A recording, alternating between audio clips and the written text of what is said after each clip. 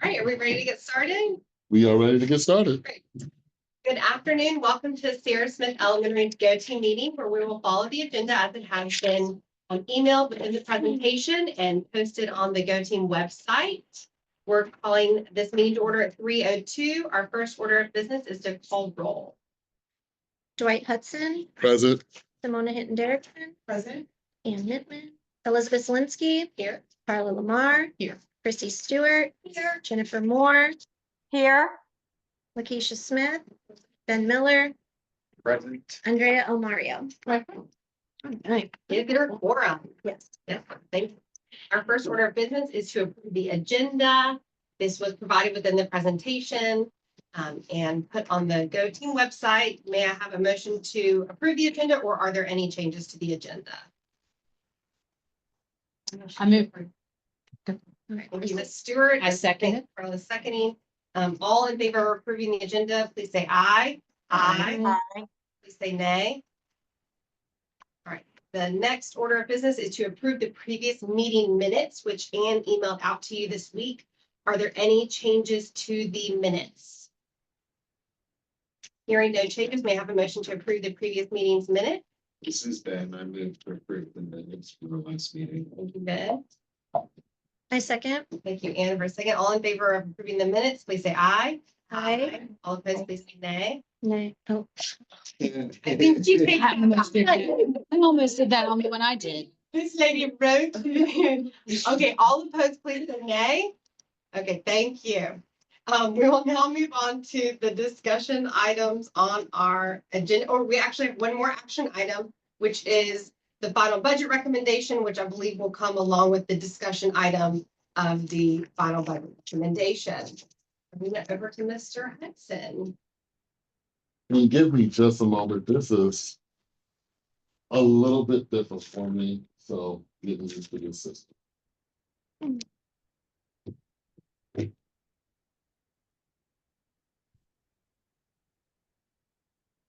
Ours makes it really small, doesn't it? It makes it small, and then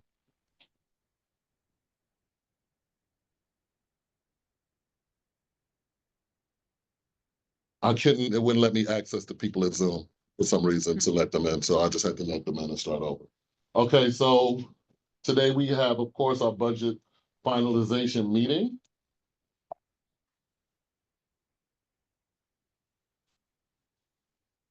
Our agenda, discuss the norms. And we are on step 8, which is the GO Team budget finalization meeting. Of course, we went step 1 all the way through to step 8 to get to the point where we are today. During this meeting, GO Teams will review all components of the budget, which should be updated based on feedback from the cluster superintendent and key leaders. After review, GO Teams will take action. We must vote on the FY26 budget. Principals will present the final budget recommendations for the GO Team approval. And all approval meetings must be held after staffing conferences, which I had, and budgets must be approved by March 14th, which is tomorrow, Pi Day. So there were changes made to our draft budget.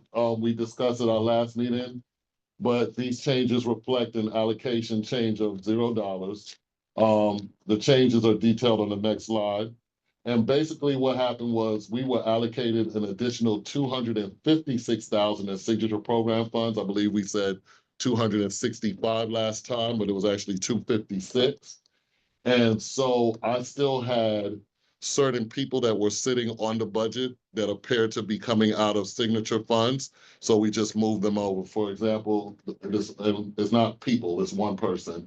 We moved the world languages teacher over to general budget just to be a regular world language teacher to match the signature program allocation. So basically everything stayed the same, but we moved it from one to another to make sure that more or less the allocation aligned with how many people and how much budget was allocated for signature programs.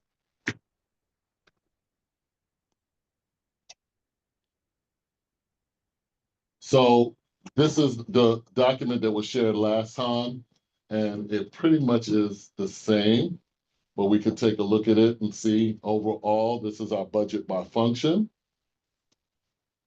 And we spend a major portion on instruction and then pupil services, improvement of instructional services, instructional staff, educational media services, school admin, maintenance operations, and then transportation. And that gives us our total budget of $13,471,882.00.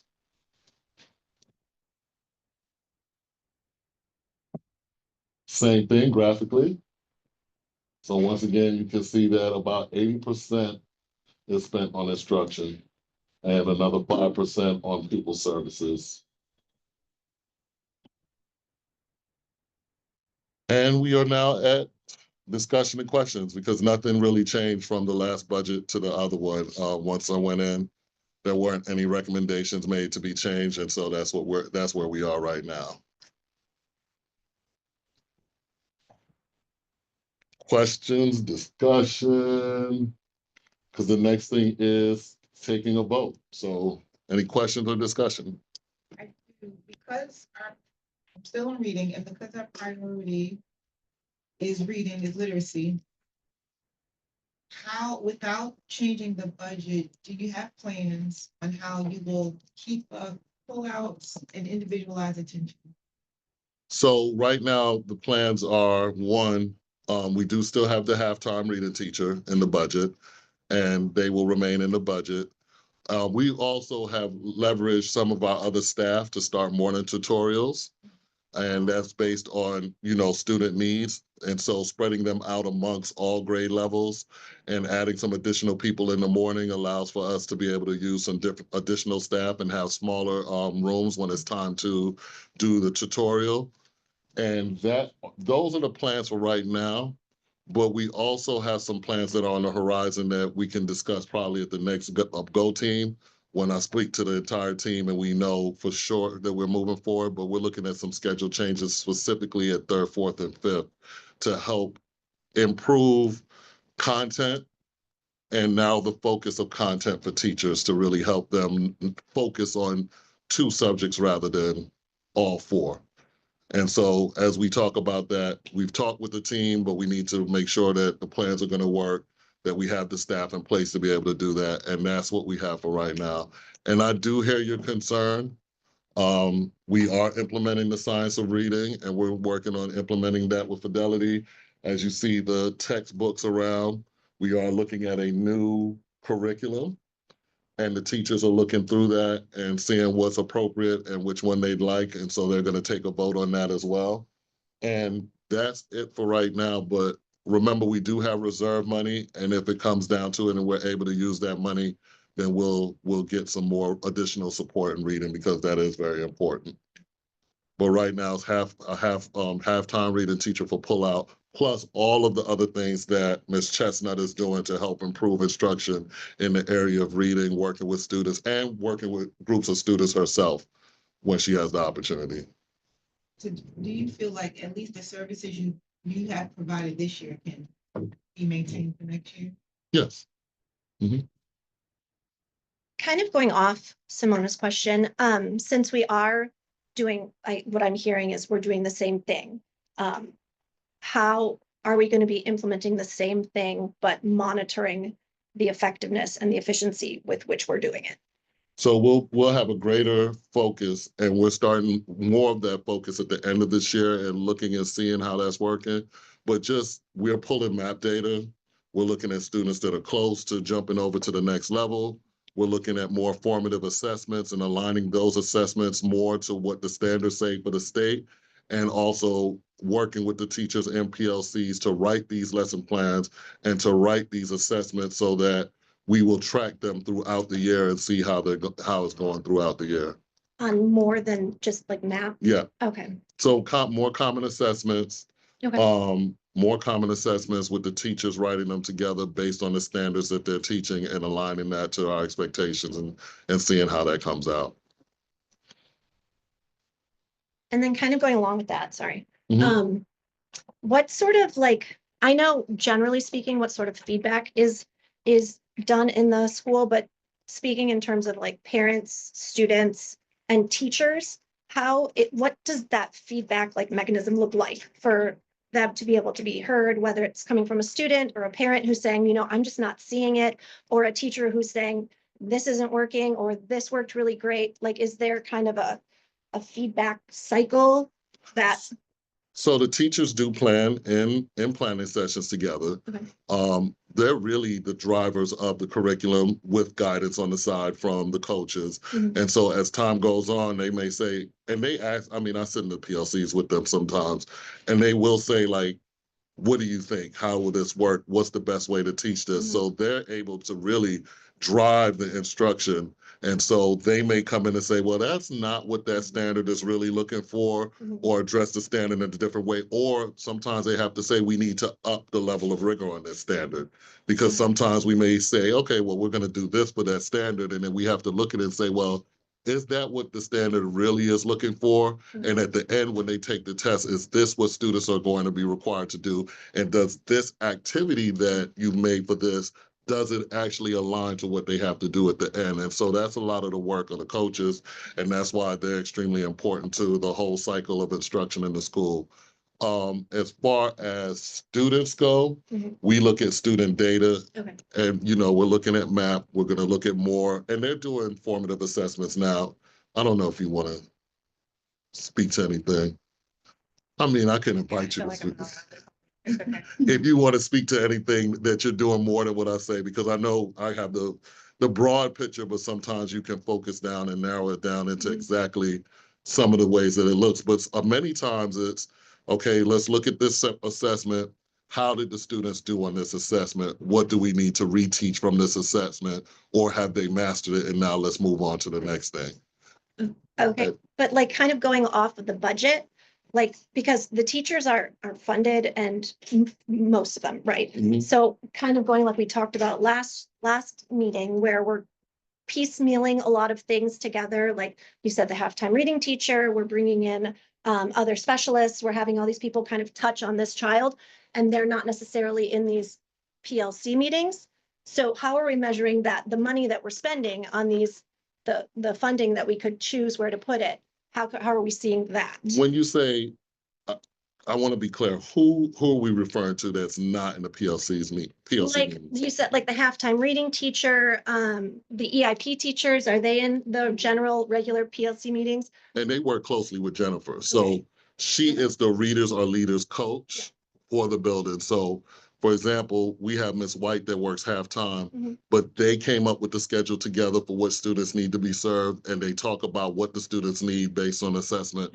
And so it's not like she's shooting in the dark. Yeah. We So pick the you students control, out. like how effective they're, okay. Yes. So, one thing that we do, there are a lot of things that we do, but, we gave the core phonics assessment and to, kindergarten, first and second grade students. Mhm.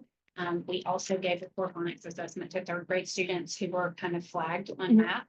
And we looked at that data in combination with third grade. We gave all students fluency and a standardized comprehension assessment. Mhm. So we looked at all that data together. So like Miss White, for example, we sat down and analyzed all of the data, like Mhm. trying to see like how did they perform on MAP, but does that line up with these things? And we chose the most like high leverage students who weren't already seeing EIP, special ed, ESOL. So we're trying to like fill the gaps of the two. It was very strategic. No, yeah, it sounds like And it. then I work with her on what to implement, what those students need to work on, and really, it's the phonics and decoding, the word reading, morphology, and then digging into comprehension. Mhm. And then the EIP teachers and I work closely together, just really focusing on phonics. They both have OG training, so they teach me things, I teach them things. Mhm. And we work very closely. Also in kindergarten and first grade, we've really had a strong focus on using decodable readers. So students are having an opportunity to practice their phonics skills. Mhm. So our ESOL, EIP, special ed teachers use the decodable readers, and so does Ms. White. So the people who can't be in PLCs regularly, I meet with them individually. Mhm. And then we're using that, like we have a data sheet that tracks students' data across the year, just to see how they're performing. So I guess that would be it. And then ultimately, I guess map and milestones would inform the progress of the students over the course of a year. I just have a curious question. Mhm. Are the most struggling readers the students who would have been in primary during COVID, like who are now third, or is it across the board? It's Mr. Hall, it's really, can you see if I there's feel like anyone at in the this queue? point, it has kind of, like, it's no longer a reason that children Yeah. are not. They've all been in school long enough now Mhm. that I don't see that as a major factor anymore. It's really just, Individual. it is. Yeah.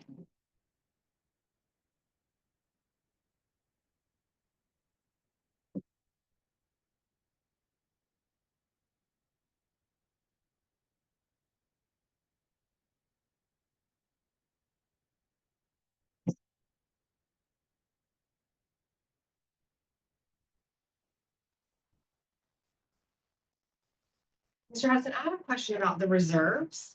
How quickly would you, say we find out that we have all the students we expected, say perhaps we even have more students than we have expected.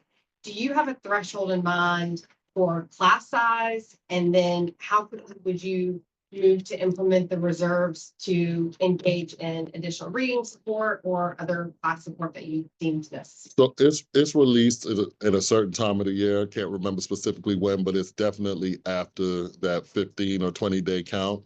And then it gets released to the entire district at the same time. So at the time that it's released, then we're able to make a decision on how to use those funds to better support the school. Now, if our enrollment is over the amount of money that we, if our enrollment is over the amount that was allotted to us, then we actually earn additional funds and we can do what we need to do with that, those additional funds, which could be another half-time math teacher for support, another half-time math teacher or reading teacher for reading support. But it all just depends on our enrollment. And once that happens, then we can make other decisions. Because if we're under our enrollment, in order not to lose a teacher, then I'll pull from those reserve funds instead of having to lose a teacher, pull from those funds, and that's how we pay that off. Is there a class size threshold for you where you would implement reserves for a homeroom teacher over a part-time teacher? It just depends on what we need at the school at that time. So looking at all grade levels, where they fall. Sometimes what happens is, and it depends from year to year, sometimes what actually happens is, let's say, for example, we are under enrollment, but second grade has a class size of 10 to 15. We may have to shift the second grade teacher to another grade that has a greater need.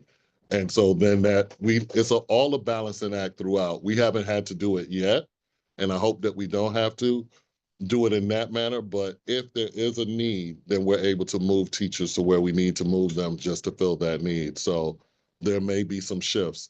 There's been times in the past where you've had to like dissolve a class in different schools that I've worked in so that we could supplement another grade level and then create a new class from that grade level. Not a pleasurable thing, because by that time kids are nice and comfortable with the teachers, but it's a necessity if we're going to look at bringing numbers down. So it just depends on the numbers. Everything depends on the numbers, especially that 15-day count.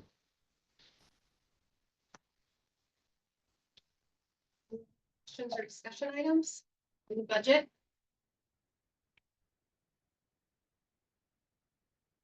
For the full budget, it's in the appendix of the presentation, which will be posted to the Go Team website.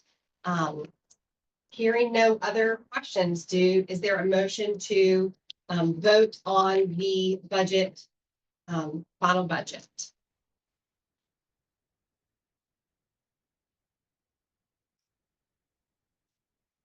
This is Ben. I move to approve the budget as presented. Thank you, Ben. This is Chrissy. 1 second. Chrissy for the second.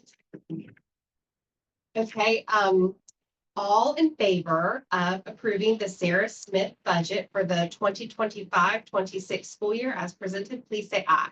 Aye. All of those, please say nay. Any abstentions, please say abstain. The vote passes, the budget is approved. Thank you. It's a lot of work. Great job. So I think now we have discussion item. One that is not on there, you did email about gifted.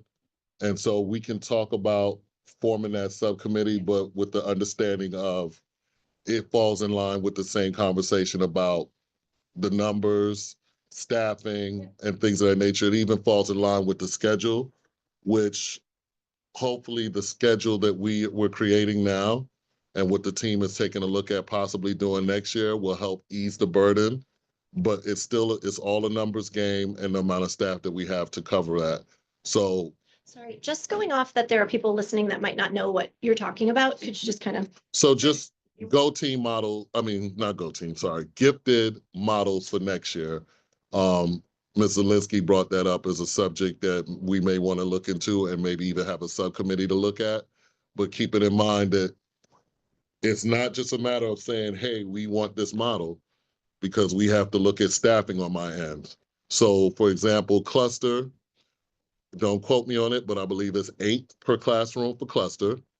Collaboration, where the teacher will work with a gifted teacher, will have a greater threshold and be able to serve more students. Also keeping in mind that after next school year, the cluster model will go away. The collaboration model will go away, and we will be able to do cluster and possibly resource. But even looking at that, it's still a matter of numbers in the school, and if we're able to accommodate that, and how do we accommodate that with the amount of students we have and the amount of teachers we have and the schedule that we have. And keeping in mind also, if it's a subcommittee and you all decide to move forward with that as a GO team, that it doesn't have to be just parents from the GO team, and it really should be the broader community. Because there are parents that have gone through the resource model and say, no, I don't like our children being out all day and then having to catch up with all the content from the classroom. And so it just depends. It's going to depend on all of those things, but I'm happy to accommodate looking into that and seeing how it will work out, but just keeping in mind that the flexibility is not as much of okay, this is what we want to do. The flexibility is based on what we can do, based on the allocated staff, based on the numbers, and how we're able to serve everyone.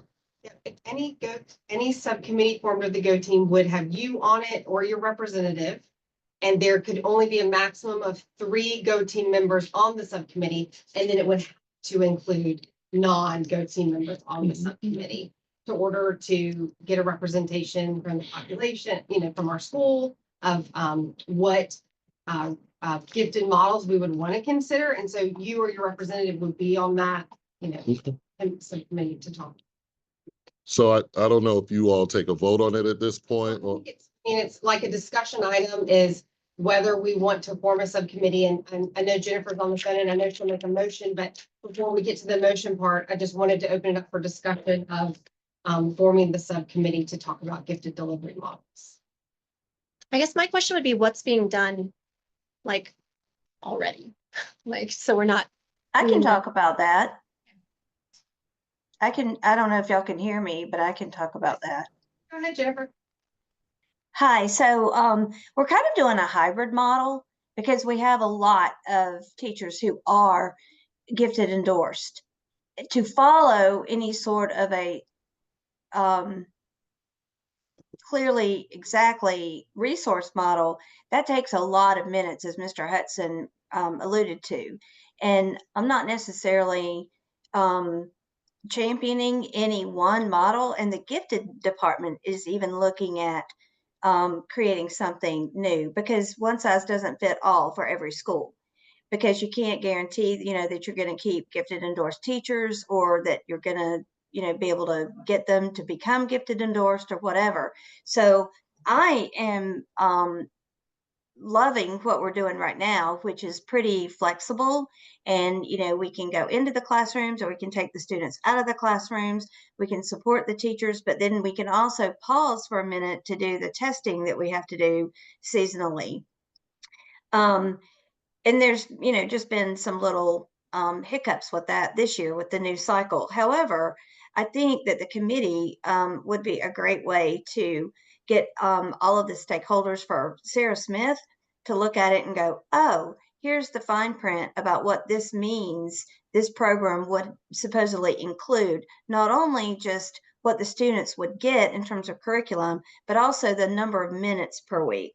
And that is also where it concerns me, because I've felt the pinch this year without having that extra 30 minutes that we had last year. You know, the school day was shorter, and you certainly don't want to hamper the science of reading and their math instruction.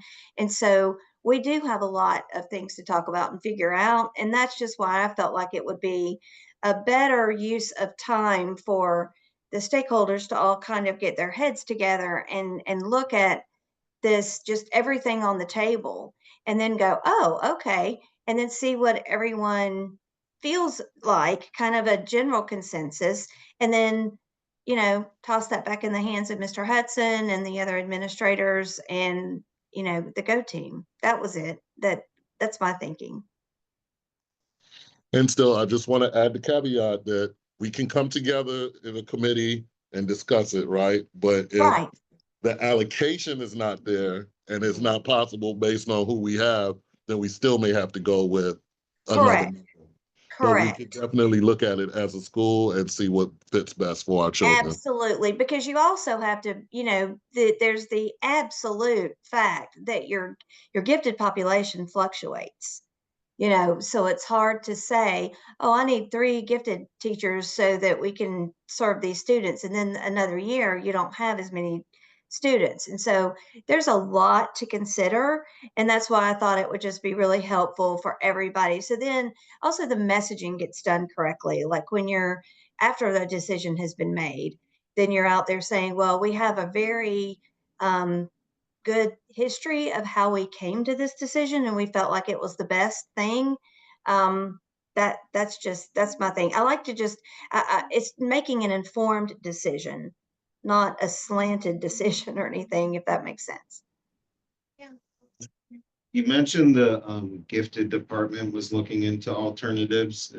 Is that, can you expand on that? Yes, because there are some concerns with different schools that have different signature programs, even the STEAM schools. It's not just limited to IB concerns, it's everyone. And middle school and high school sort of has their own thing going, but it does seem to be the you know, hot topic for elementary schools. And, you know, we don't want to squelch a program if it's something that really is something that is great for the schools. And, you know, some schools want to have their own autonomy in a lot of areas. I just think that the gifted department is still in the process of gathering data and seeing what can be done, because in the gifted manual, even from the state, you can see when on the page where they talk about the gifted models that are approved, there's always this last little paragraph that says, or the state will approve a model that the local educational agency, the LEA, would like to create and implement. And so the last conversation we had, in fact, I had a private conversation like during lunch with Buck Green, and he said that by June, they are hopefully going to know if they're going to look at something different or not. And it could be that they've just been like, you know what, we're going to wait one more year. But I'm looking for some information to come from the gifted department in June. To be implemented in this school year or next school year? Oh, it would be implemented next year. Nothing's going to change this year, as far as I know. And when we say this year, we're saying 25, 26. No, 25, 26 remains the same, right? 25, 26, we're still able to do cluster collaboration. Correct. Because we kind of do. Correct. And it could be that what they say in June is saying we're still looking and exploring and developing, you know, something, but they're, you know, and I think it's wise to not be hasty. I think you need to take your time and to look at what the needs and the goals are. But that was the comment that we had heard at the last 2 gifted department meetings. In other words, a local school cannot just decide, well, we don't want to do resource, we don't want to do cluster, we don't want to do collaboration, we're going to do ABC, whatever you want to name it. You can't do that. I mean, you do have, because it has to do with the scheduling and the nomenclature for FTE data. Well, because just to clarify, because we are a charter district and the superintendent has given us autonomy to run the schools the way we need to with what fits best for our students, I do have the autonomy to select a program, but I'm also responsible for what happens when I select a program. He's been very clear about that. So he says, if this is what you want to do, be able to justify it and Right. also be able to show results for what you're doing at the school Right. level. Okay, that's true. And I'm hoping that maybe, like you were mentioning earlier, the resource model just takes so many hours out of the day. Maybe there's a truncated version of that, or you know, I don't know how that would dovetail with the state and with the waivers that we have being a cluster. I mean, being a charter. But you're exactly right. Yes, that's true.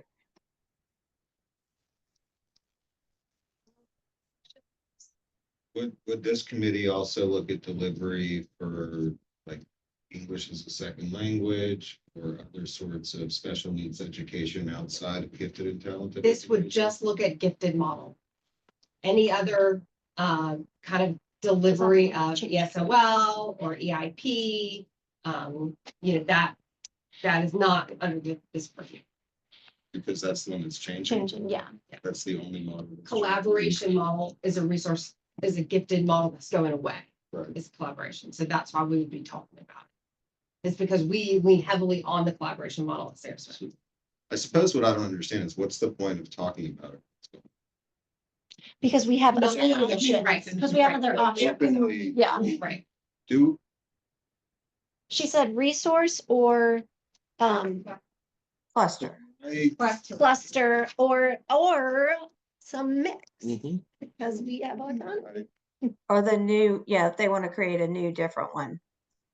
I just think there's a lot of minutia into the description of each one of the models and the hours of time or even, the hours that it takes for documenting what you have done especially for collaboration, that those hours and minutes could be used in front of children rather than in front of a computer documenting what I went in a classroom and saw. I just think that information, it is available online on the state website, and I think it's certainly public for public consumption. I just feel like that sometimes parents assume that they might be getting what another school in another cluster might be getting, and I think or just a couple miles down the road, even in another school district. But it's just important to see the all the nuts and bolts that go into what is required of the teacher's minutes and what is their actual time with the students. What does it all just really look like in great detail? And I think that's just super helpful to know that. Yeah, I completely agree with you. My open suggestion is that the GO team would determine in their first meeting in the next school year whether this is a committee that continues to be important. And at that point, you could lean on the information that your gifted department will produce for APS and for the cluster and could sort of inform it going forward at that time. But I agree it is really important to look at it. Would just speak to the timing. Just because we don't have all the information, I think. Yeah, we don't have the information and I would think that it would be most appropriate that the GO team that will be responsible for using the information to determine the budget agree that the committee is appropriate and have some level of impact on who is participating in that committee. Yeah. And that it would be the next The GO rolling off, team's yeah. role to do this because it won't be completed. Mhm. So that's where I just see it as a timing situation. Yeah. We're just waiting till next fall. Just wait until the, And then you'll have the benefit of having hopefully APS keeps its promise and is doing this, right? And then you could also maybe focus in on what the charge or outcome of the committee work could be, because maybe you see where the holes are, what things are further by that point. But I do think you're bringing up a really good point, and it is important to have clarity on it for the next budget to come together appropriately. Hmm. I agree to table the formation of the committee until the first meeting in August.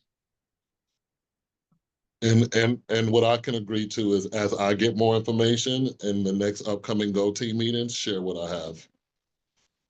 And then from there, you all can make a decision. Once we do the elections, when do we know who won, right? It's about April. I think the elections are finished end of April. And I think it's like a 15-day. But we won't have another meeting once we know the new candidates, right? No, they Miss- wouldn't be there until the next, because they would go through training for the summer. and then Right. they'd start. Miss Gibson is on the phone. Do you know how soon they'll know, Miss Gibson, if they're elected to the next year's GO Team?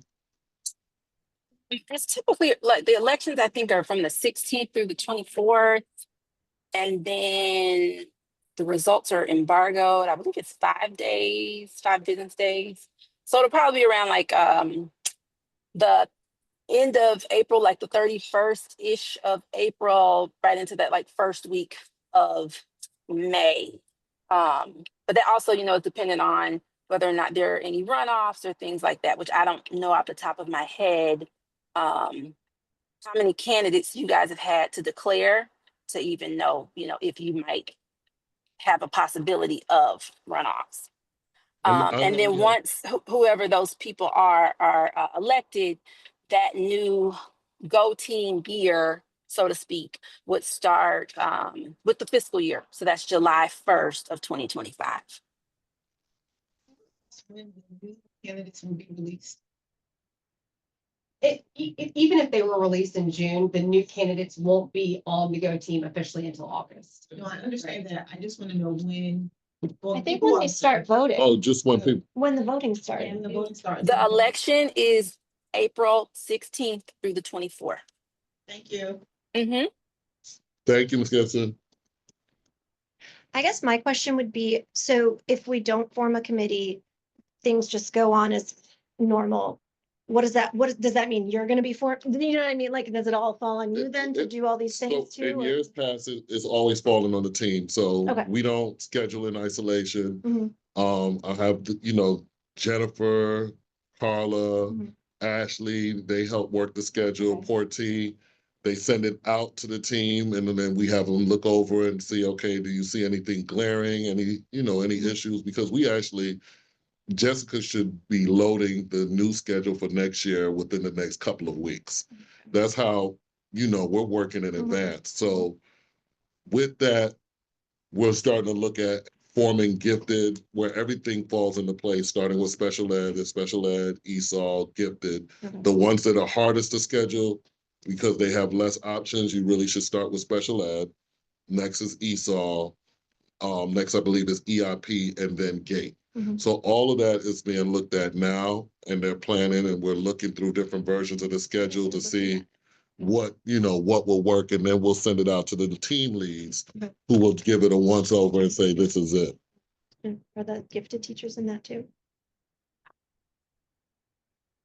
I Okay. think we're still in special ed because that has to be, you have to see what kids are, the grade level that's rolling up and what services and put that Okay. into the schedule first. So that's the first one that looks at it.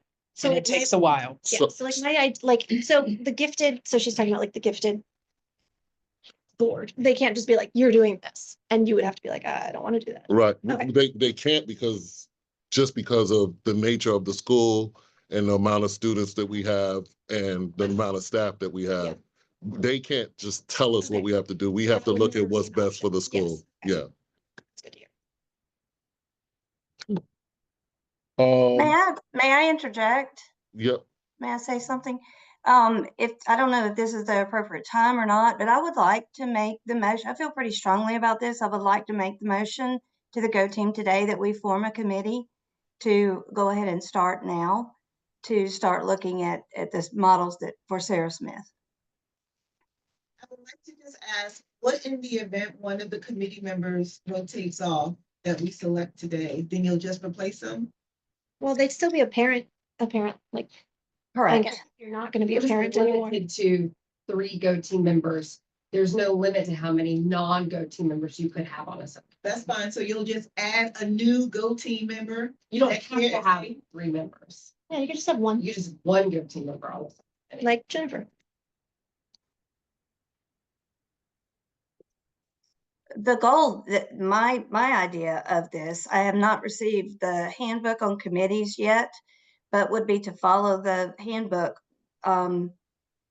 with a laser focus and to make this as transparent a process and to all stakeholders as possible.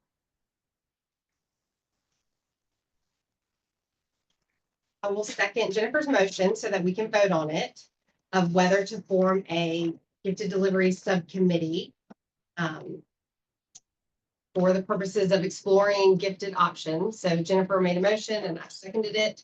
And so we'll take a vote on forming a subcommittee to explore gifted delivery models.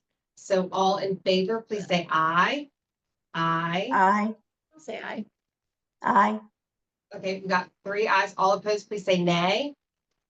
Nay. Nay. Nay. Nay. Nay. Oh, Nay. hold your nays. Oh, Maria. Nay. Nay. Okay, it was Ben, Simona, Lakeisha, Chrissy, and Andrea, And I said nay. and Carlos.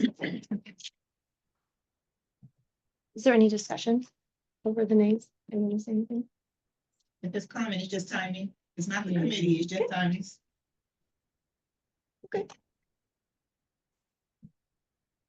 Okay, the next item that we have on our agenda is I think we go back to Mr. Hudson for the CAT report. well, I have the principal's report, which isn't too lengthy. We had last month, just shout out to Carla, who did an IB presentation at PTO, the PTO meeting. We had the author, illustrator, James Kolchalka, come for Read Across America Day. For Black History Month, the Black History Month Committee brought in Ambassador Andrew Young and Mayor Dickens, as well as the program at the end of the month. We did have the staffing conference, as you know. And we had the family learning days for specialists. And so I think from what I heard from a lot of people, especially the teachers, I think 1 per semester is good as far as the regular classrooms, and then 1 day with the specialists. But we'll look into that and see. I think that's maybe enough. Parent conferences are coming up March 18th through the 31st. And teachers will be releasing sign-ups for that. March 13th, tonight, we will have Science Night. March 27th, we will have Math Night. And so that Math Night will be at Public Supermarket on Piedmont, and the children will have different challenges and different things that they'll do inside the grocery store. It's a drop-in thing. We'll be there at the front at the beginning of the night. Some of the admin and some of the team will be there, and you'll get your little flyers and challenges and go on in and shop and do some fun things. That's 5 to 7, right? That's, yeah, I believe 5 to 7, 5 to 7. because tonight is 5:30. What is tonight? 5:30 to 7:30? 7? Yep. So that's 5 to 7. Okay.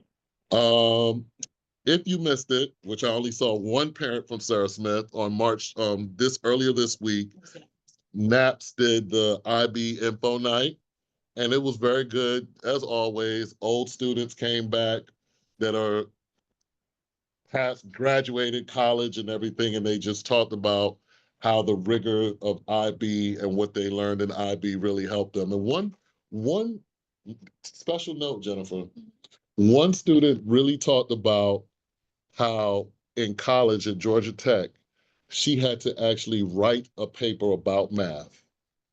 And the other kids struggled with it because they never had to write about math, but they did that in IB and in the IB math class in North Atlanta. And so she felt beyond prepared.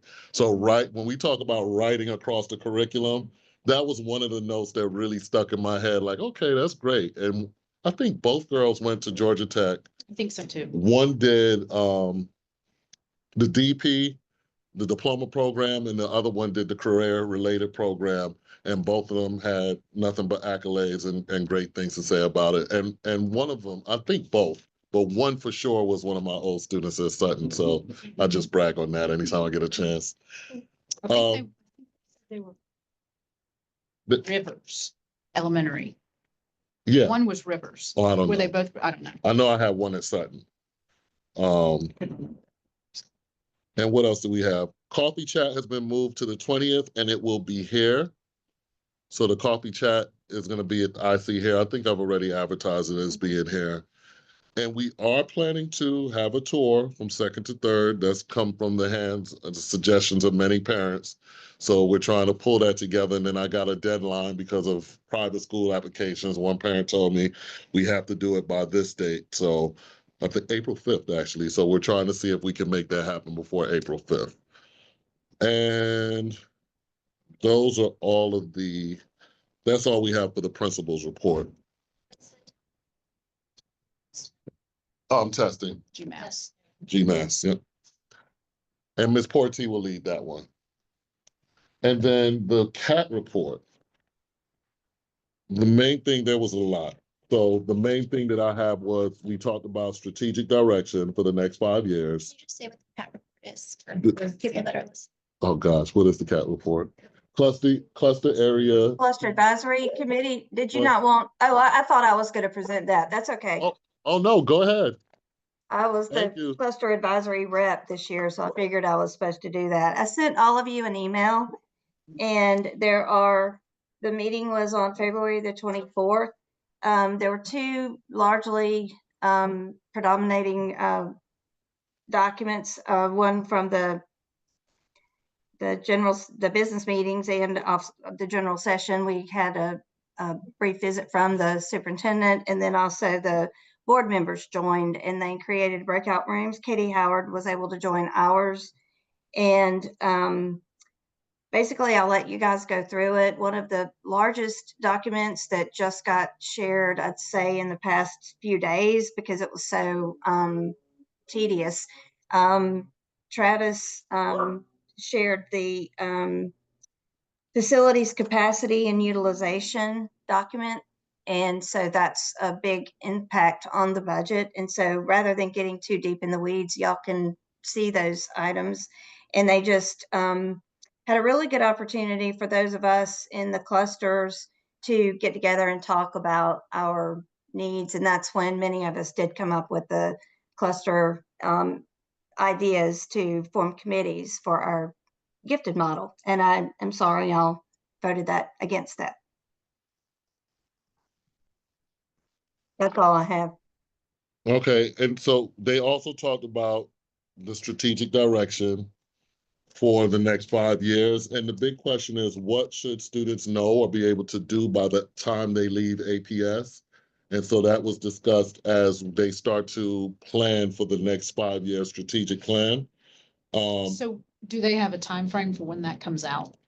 I'm not sure, it's gonna come out soon because this one is, I mean, before school starts next year or like at yes, the beginning? I Okay. think before, because this one is up at Oh, the yeah. end of this year. Right. And then Yeah, what should APS? This is Chandra. The board is working to develop the new strategic plan. It's in 3 phases. So the first phase, the engagement around that, that I think wrapped up maybe the first week of March. And so now they're hosting sessions both in person and virtually to talk about kind of the strategies and things that are going to be in place. And so the engagement, long story short, will run through, I believe it's April, with the goal of kind of taking that draft new plan to the board. I think it's in May for first read and then a vote, I believe, in June. So we will include in the upcoming Go Team newsletter some of the additional dates for those strategic planning sessions so that people can attend as their schedules allow and give that input on what the strategic direction for the district should look like over the next 5 years. Thank you. Can I ask a question? Was there any discussion? I'm just looking at all of these clusters with the schools, with a lot of these schools at less than like 60, 50, 40% capacity. Is there any talk about like what's being done to increase like the willingness of people to, or increase the look of Atlanta Public Schools to encourage a greater population to attend? Because I feel like there's so much, I don't know if that would be in terms of like transparency of like what's going on or hyping up the really great things that are being done, or if there's something to like outreach to the neighborhood to get more kids. Cause like we're at these capacities, it's like we're missing out on a huge chunk of the population that live in these clusters and choose to go elsewhere. Is there any talk about that? Like, There's talk about how to help families stay in areas that are becoming too expensive for them to live in. yeah, I mean, I Okay. think that is something that the board definitely talks about. Okay. As far as attracting families that live in the area, I mean, that's not something I've ever heard the board raise up, but Mhm. transparency is a huge issue and focus of the board, that they want to be transparent, that they want to see improvement in results of students, you know. But I have not heard anything about, attracting more. or like recruiting or like getting kids in kindergarten and doing like I see you doing like the visits for the new students coming and blowing that up. And I don't know, I feel like there's a missed opportunity to not have that on the horizon of how do we make our school compete with all the options, because there are so many options. Does this show the numbers? I'm looking at the wrong thing.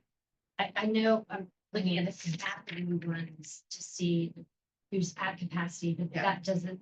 So basically in ours, it's just North Atlanta. Yeah. But like we But it have doesn't tell us five, how we have many- 5 that are at below 62%. Right, but this isn't telling us, this is just telling us we have this number of bodies in this building. It Mhm. doesn't tell us there are this number.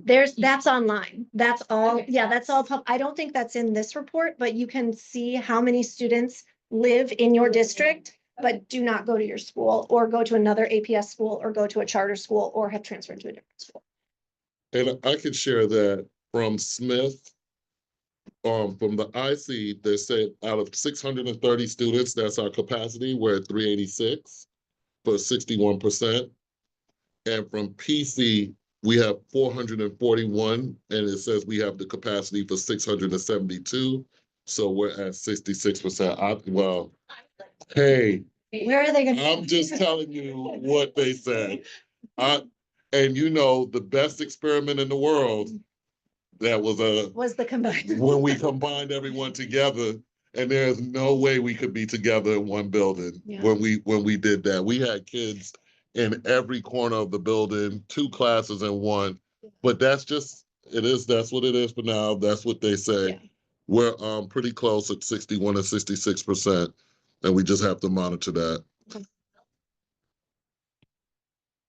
In the teacher chat that we have, teachers were going back and forth. Do you have this? Do you have that? It just was the camaraderie, even though we were all like, what is happening?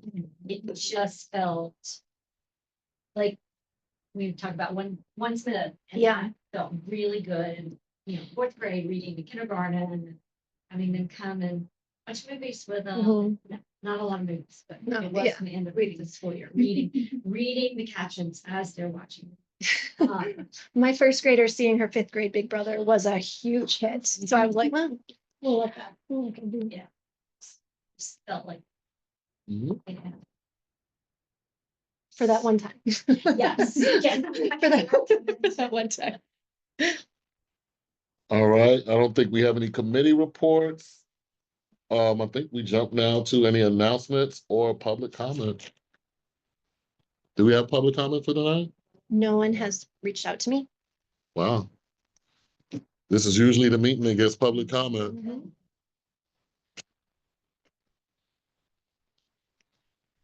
Any other announcements or information items? Kind of piggybacking on what Dwight said about the Read Across America.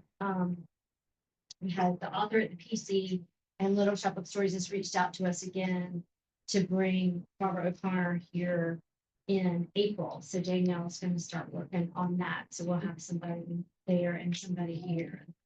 Oh, that's The great. kids, one child walked by me at the end of the day after I passed out the books, because the author wrote a little speech bubble that said, "Hi, Molly," and then drew a picture and signed his name. And the kid came up and said, "Stuart, did you write this?"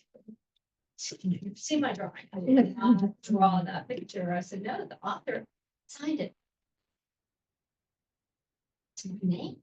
The Mhm. author, my name, it was Wow. just this really fabulous thing. And we sold 40, had 47 books ordered, Wow. and that's higher than in my memory we've ever done. So it's really exciting.